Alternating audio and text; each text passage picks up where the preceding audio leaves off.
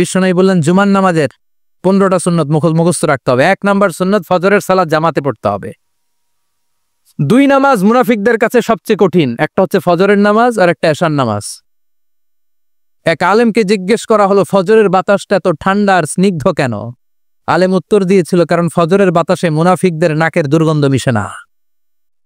ফজরের বাতাসটা স্নিগ্ধ, ফজরের সময় আল্লাহওয়ালাদের আনাগোনা, মুসল্লিদের আনাগোনা, ইসলামের পক্ষের শক্তির আনাগোনা। চিল্লায় বলেন ঠিক কিনা? মসজিদে নববীতে জুমার নামাজের দৃশ্য আর ফজর নামাজের দৃশ্য ছিল এক। বাংলাদেশে ফজরের নামাজের দৃশ্য আর জুমার নামাজের দৃশ্য এক নাকি? ফজরের নামাজের সময় মুসল্লি নাই, এক কাতারও হয় না, আর জুমার নামাজে পাক্কা মুসল্লি দেরি করে গেলে বারান্দায়ও জায়গা পায় না। কথা কন। তাহলে আগামীকাল ফজরের নামাজটা আমরা জামাতে পড়বো ইনশাআল্লাহ। ইনশাআল্লাহ এত আসতে আরো জোরে পড়েন ইনশাআল্লাহ। মনে থাকবে? ইমাম সাহেব কে মসজিদের? ইমাম কই? আবু সাহেব কই? কালকে দেখবেন যে কি অবস্থা হয় ফজরের সময়। জুমার নামাজের মতো ভিড় হবে, আসা যাবে না। কথা কয় না। 2 নাম্বার সুন্নাহ হচ্ছে আসিওয়াক, মেসওয়াক করা। মাথরাতুন লিল ফাম মারদাতুন লিররাব। মেসওয়াক করলে দাঁত পরিষ্কার থাকে, আল্লাহ খুশি হয়ে যায়। বিশ্বনবী বলেছেন যদি আমার উম্মতের জন্য কষ্ট না হতো প্রত্যেক নামাজের আগে মেসওয়াক করা আমি ফরজ করে দিতাম। সুবহানাল্লাহ। মেসওয়াক ছিল বিশ্বনবীর জীবনে শেষ আমল। এই মেসওয়াক করে বিশ্বনবী শেষ নিঃশ্বাস ত্যাগ করেছেন। আপনার নবী, আমার নবী, ওনার জীবনের সর্বশেষ আমল ছিল কি? সুবহানাল্লাহ কইবেন না? বিশ্বনবী জাইতুনের ডাল দিয়ে মেসওয়াক করতেন। বিশ্বনবী বলতেন নি'মা সিওয়াকি আয-যাইতুন ফাইন্নাহু সিওয়াকি ওয়া সিওয়াকুল আমবিয়া মিন ক্বাবলি। জাইতুনের ডালের মেসওয়াক কতই না ভালো, কারণ এটা দিয়ে আমিও মেসওয়াক করি, আমার আগে সব নবীরা জাইতুনের ডাল দিয়ে মেসওয়াক করেছে। সুবহানাল্লাহ। 3 নাম্বার হচ্ছে দুহুন, তেল মালিশ করবেন। বিশ্বনবী জাইতুনের তেল দাড়িতে, চুলে আর গায়ে দিতেন। বিশ্বনবী বলতেন ফাইন্না ফিত তাদহিনে বারাকাত। তেল খাও, তেল দাও, তেল মালিশ করো, তেলের ভেতরে আল্লাহ বরকত ঢুকাইয়া দিছে। তেল দিবেন তো। 4 নম্বরে আত্তিব, জুমার দিনে সুগন্ধি লাগিয়ে যাওয়া সুন্নাত। লাগাবেন? লাগাতে রাজি আছেন? বিশ্বনবী বলতেন এই দুনিয়ার 3টা জিনিস আমার কাছে সবচাইতে প্রিয়। হুব্বিবা ইলাইয়া মিন দুনিয়াকুম সালাস। 1 হচ্ছে আন-নিসা, নারীদেরকে আমি পছন্দ করি। 2 হচ্ছে আত্তিব, সুগন্ধি লাগাতে আমি পছন্দ করি। বিশ্বনবীরে কেউ সুগন্ধি হাদিয়া দিছে, বিশ্বনবী নেয় নাই, এরকম কোন ঘটনা ঘটে নাই। আল্লাহু আকবার। 3 নম্বরে কুররাতু আইনি ফিস সালাহ। নামাজের মধ্যে যখন আমি দাঁড়িয়ে যাই আমার চক্ষুটারে ঠান্ডা করে দেয় কে? আবার বিশ্বনবী বলতেন আরবাউন মিন সুনানিল মুরসালিন। 4টা সুন্নাত সব নবীদের সুন্নাত। 1 নম্বরে আল হায়া মানে লজ্জা। আরেক বর্ণনা এসেছে আল খিতান মানে সুন্নাতে খাতনা, এটা সব নবীদের ছিল। আর সেওয়াক, সব নবীরা মেসওয়াক করেছেন। আর তিব, সব নবীরা আতর লাগিয়েছেন। আর নিকাহ, সব নবীরা বিয়েও করেছেন। চিল্লায় পড়েন আল্লাহু আকবার। 5 নম্বর সুন্নাহ হলো আল লিবাস আহসানা সিয়াব, সুন্দর জামা পরা। নট নেসেসারি যে নতুন জামা হতে হবে, পুরাতন জামাও ধুয়ে আয়রন করে পরলে একটা সৌন্দর্য আছে না নাই? ইন্নাল্লাহা জামিল ওয়া ইউহিব্বুল জামাল। আল্লাহ নিজে সুন্দর, সৌন্দর্যকে আল্লাহ পছন্দ করেন। পৃথিবীতে সবচেয়ে সুন্দর কে? পৃথিবী সুন্দর, মানুষ সুন্দর, আসমান সুন্দর, জমিন সুন্দর, সুন্দরে সুন্দরে পাল্লা। জানি না কত সুন্দর তুমি আল্লাহ, জানি না কত সুন্দর তুমি আল্লাহ। সুবহানাল্লাহ পড়েন। ইন্নাল্লাহা ইউহিব্বু আইয়ারা আসারা নি'মাতিহি আলা আবদিহি। আল্লাহ তার বান্দার উপর তার নেয়ামতের ছিটে ফোঁটা দেখতে চান। আপনি যদি ধনী হন, দামি জামা পরবেন, সুন্দর জামা পরবেন। অনেকে আছে অনেক ধনী, কিপটুসের মতো সিরা জামা পরে, আছে না নাই? হ্যাঁ, আপনি ধনী মানুষ, আপনি সিরা জামা পরছেন কেন? আপনার যে সম্পদ আছে এটার বহিঃপ্রকাশ আল্লাহ দেখতে পছন্দ করে। আপনাকে যে আল্লাহ কি নাজ নেয়ামত দিয়েছে, অহংকার ছাড়া স্বাভাবিক বহিঃপ্রকাশটা আল্লাহ দেখতে পছন্দ করে। কোন সুবহানাল্লাহ। এরপরে 6 নাম্বার হলো ইকসারুস সালাহ আলান নবী, বিশ্বনবীর উপর বেশি বেশি দুরূদ পড়া। বিশ্বনবী বলতেন জুমার দিন শ্রেষ্ঠ দিন, এই দিন আমার উপর বেশি বেশি দুরূদ পড়ো। ফাইন্না সালাতাকুম মা'রুদাতুন আলাইয়া। কেননা তোমরা যে আমার উপর দুরূদ পড়ো, কিয়ামতের আমি মরে যাওয়ার পরে এই দুরূদগুলো কে পাঠিয়েছে তার নাম, তার বাবার নাম সহ ফেরেশতারা আমার কবরে দিয়ে আসে। সুবহানাল্লাহ। সাহাবারা বললেন ইয়া রাসূলুল্লাহ কাইফা সালাতুনা মা'রুদাতুন আলাইক। আপনি মরে যাওয়ার পরে আমাদের দুরুদ কেমন করে আপনি দেখবেন? ওয়াকাদ আরিমতা, আপনি তো পচে গলে মাটির সাথে মিশে যাবেন। বিশ্বনবী বলেন, ইন্নাল্লাহা হাররামা আলাল আরদি আন তাকুলা আজসাদাল আম্বিয়া। নবীদের লাশকে খেয়ে ফেলা, নবীদের লাশকে পচিয়ে ফেলা জমিনের সব মাটির জন্য আল্লাহ হারাম করে দিয়েছে। নবীদের লাশ পচে না, নবীদের লাশ গলে না। যারাই বিশ্বনবীর উপর দুরূদ পড়বেন, আপনার নাম সহ, আপনার বাবার নাম সহ, মালাইকাতু সাইয়াহিন, একদল ফেরেশতা আছে শুধু রাউন্ড দেয় গোটা ওয়ার্ল্ডে।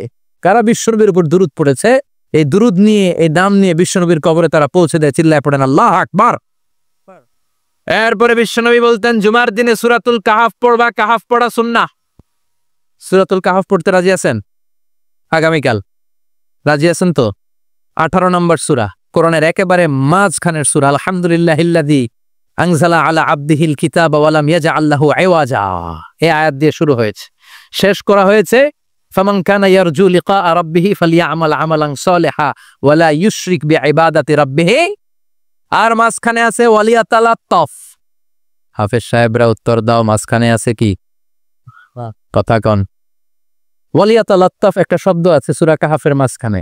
কোরআনের সব জায়গায় এক ফন্টে আয়াতগুলো লেখা, কিন্তু ওয়ালিয়াতালাত্তাফ মোটা করে লেখা আছে না? ডবল ফন্টে লেখা, মোটা, কারণ এটা কোরআনের একেবারে মাঝখানে অবস্থিত এই শব্দটা ওয়ালিয়াতালাত্তাফ। এর আগে যত শব্দ, এর পরে তত শব্দ।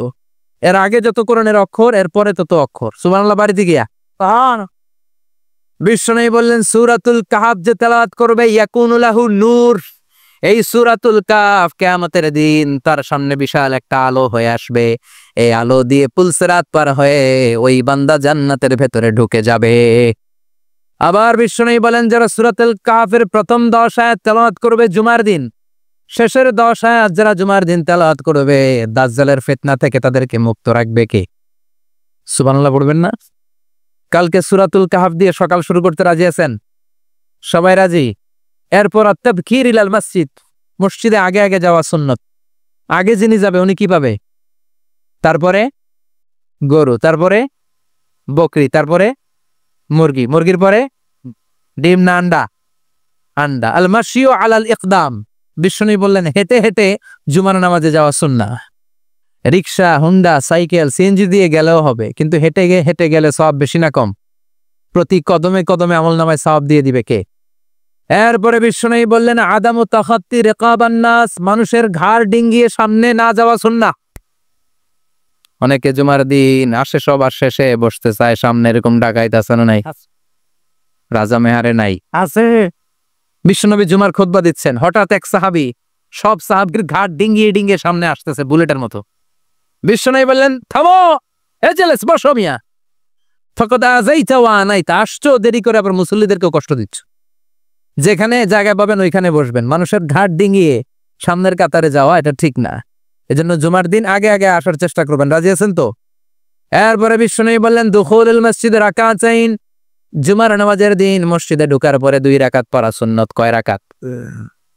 রাজি আছেন? কবলাল জুমা বাদাল জুমা। অনেকে প্রশ্ন করে, বাদাল জুমা 4 রাকাত, মসজিদে পড়লে 4, ঘরে পড়লে 2।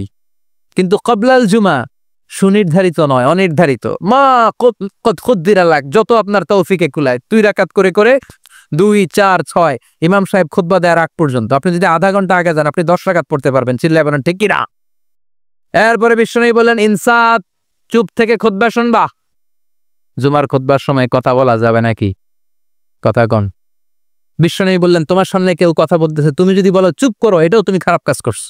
চুপ করো তোমার কইতে কইছে কে? চুপ করে বলে তুমি আরেকটা বেজাল লাগাইছো। চিল্লায় বলেন ঠিক কিনা?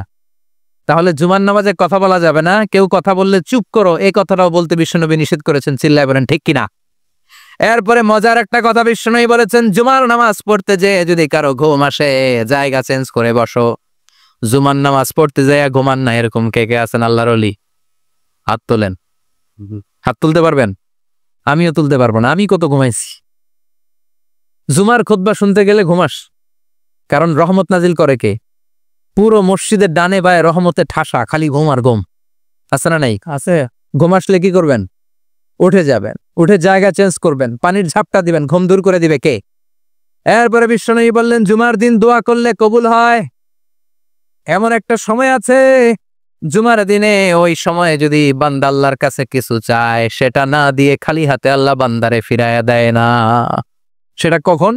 অনেক ইখতিলাফ আছে, বেশিরভাগ মুহাদ্দিসিন বলেছেন জুমার দিন আসরের নামাজের পর থেকে মাগরিবের আগ পর্যন্ত, বিশেষ করে মাগরিবের আগের আধা ঘন্টা, এ সময় আল্লাহর কাছে বান্দা যদি কিছু চায়, এ দোয়া আল্লাহ ফিরিয়ে দেয় না। এই 15টা সুন্নাত কালকে আমল করা যাবে তো? সবাই রাজি? জুমার খুতবা মনোযোগ দিয়ে শুনবো তো? আগে আগে আসবো তো? দোকানপাট বন্ধ করে জুমার নামাজের ভাবমূর্তি রক্ষা করব তো? খতিব সাহেব যারা আছেন, জুমার আলোচনাটাকে আরো কনস্ট্রাকটিভ ওয়েতে নেন। সব বন্ধ হবে, জুমা বন্ধ হবে। তাফসির মাহফিলে 144 ধারা আছে না নাই? জুমার মাহফিলে আছে। জুমার দিন 144 জারি করছে ওই মসজিদের জুমায়, কোনদিন শুনছেন? এর জন্য জুমাটাকে আমাদেরকে কাজে লাগাতে হবে। আল্লাহ তুমি তৌফিক দাও।